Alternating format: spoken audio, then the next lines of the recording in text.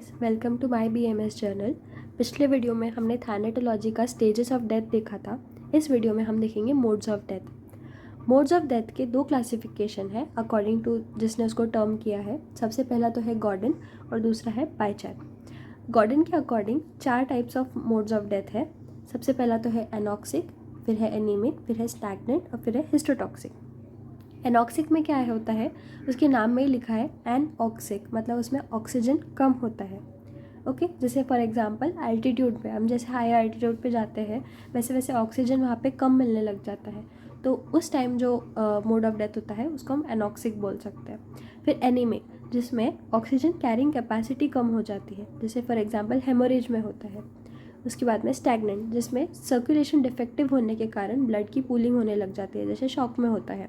और हिस्टोटॉक्सिक में क्या होता है, O2 तो है पर O2 का प्रॉपर यूटिलाइजेशन नहीं कर पा रहे, जैसे फाइब्रोसिस में होता है।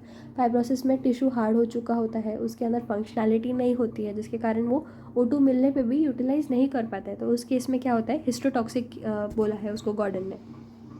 अब हम बायचैट का क्लासिफिकेशन देखेंगे जो बहुत डिटेल में एक्सप्लेन किया गया है आगे।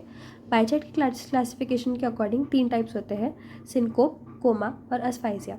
सिंकोप मतलब हार्ट का फेलियर, कोमा मतलब ब्रेन का फेलियर और अस्फाइजिया मतलब लंग्स का फेलियर। ओके अस्फाइजिया के चारों टाइप्स की डिटेल लेक्चर हमारे चैनल पे अवेलेबल है। अगर तंत्र की प्लेलिस्ट में भी वो अपलोडेड है, प्लीज़ डू चेकआउट। उसके कारण आपको अस्फाइजिया और क्लियर एक्सप्लेन हो जाएगा। फिर अभी हम आगे देखेंगे कोमा के बारे में। कोमा क्या होता है, ब्रेन का फेलियर होता है, उसमें लॉस ऑफ कॉन्शियसनेस हो जाता है और रिस्पॉन्सिवनेस टू स्टिमुलाई भी चला जाता है। अब इसके रीजंस क्या क्या हो सकते हैं, ब्रेन में इंट्राक्रेनियल प्रेशर बढ़ चुका होगा, या फिर इंजरी हो गई है, या फिर पॉइजन के कारण हो गया है, या फिर कोई मेटाबॉलिक कंडीशन के कारण या पैथोलॉजिकल कंडीशन के कारण अगर ब्रेन डेड हो गई है तो उसको हम कोमा बोलते हैं। नेक्स्ट जो है वो है सिंकोप। सिंकोप में क्या होता है, हार्ट का फेलियर होता है।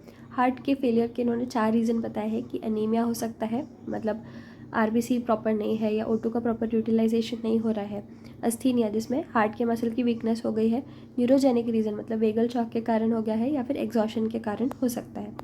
इसमें पोस्टमार्टम क्या होता है, सबसे पहला कंडीशन मतलब जो था अनीमिया। अनीमिया में क्या होता है, हार्ट कॉन्ट्रैक्टेड होता है पर चेम्बर्स एम्प्टी होते हैं। सेकेंड अस्थीनिया में क्या होता है, हार्ट डायलेटेड होता है और चेम्बर्स फुल होते हैं। और थर्ड जो है न्यूरोजेनिक, उसमें कोई पॉजिटिव फाइंडिंग नहीं मिलती है।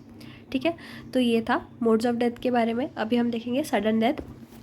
सडन डेथ मतलब with in 24 hours of manifestation होता है। उसके बाद में manner of death, manner of death पे क्वेश्चन आता है। मैनर ऑफ डेथ क्या होता है कि 2 टाइप से उसके, नेचुरल और अननेचुरल। नेचुरल मतलब एज के कारण या कोई कंडीशन के कारण अगर डेथ होती है तो उसको नेचुरल बोलते हैं, और अननेचुरल वाला मतलब सुसाइडल, होमिसाइडल, वो सब हो सकता है। अब इसकी कॉजेज़ क्या हो सकते हैं, CVS, CNS, respiratory, endocrinal, genitourinary, iatrogenic और चिल्ड्रन, ये सब रीज़न से सडन डेथ हो सकती है। ओके सो ये था सडन डेथ के बारे में। नेक्स्ट वीडियो में हम देखेंगे science of death. Thank you.